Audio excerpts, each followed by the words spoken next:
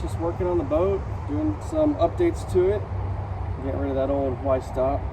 But I'm glad you stopped by. I heard some of you guys wanted an update on how the boat was going, so let me go ahead and show you where we're at on it so far. Okay, so the first big change that you probably have already noticed or are noticing now is that the boat is on a boat trailer instead of up on sawhorses like it was in the last video.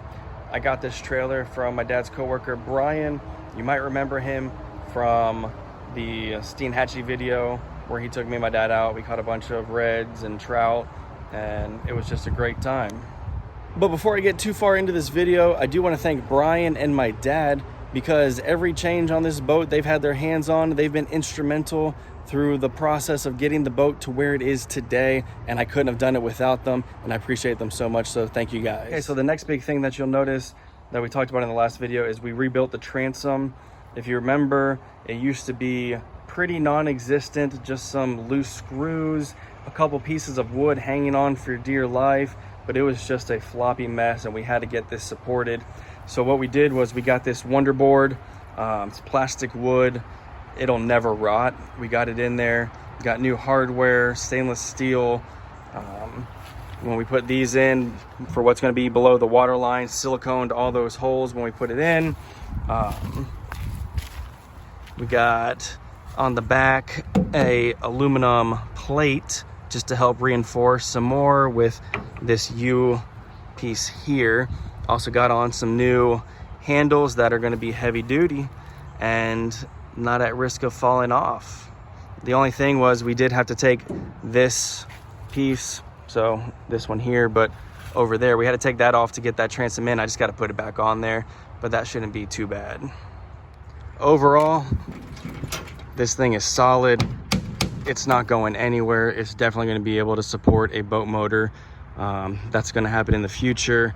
If you remember from the original video, it's rated for up to a 7.5 horsepower motor, but probably start with a trolling motor first, just to get out.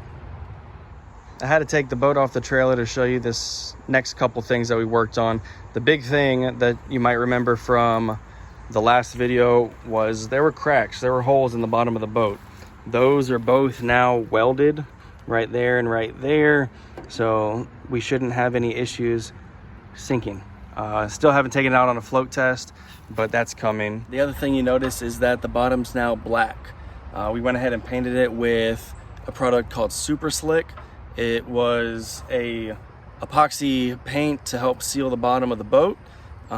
It's in that family with Gator Glide. I've already chipped it up when we were moving it on asphalt and stuff, and that's my bad. But the big thing with that is we just wanted to give it an extra layer of protection. It should help the bottom of the boat in the grass, getting on and off the trailer, but especially around all these rivets and that seam on both sides, we just wanted that extra layer to hopefully keep it nice and watertight.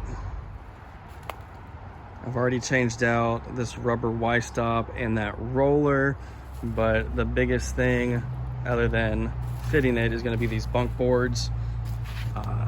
First off, you could probably tell that they're different sizes. This is a 2x4, that is a 1x4.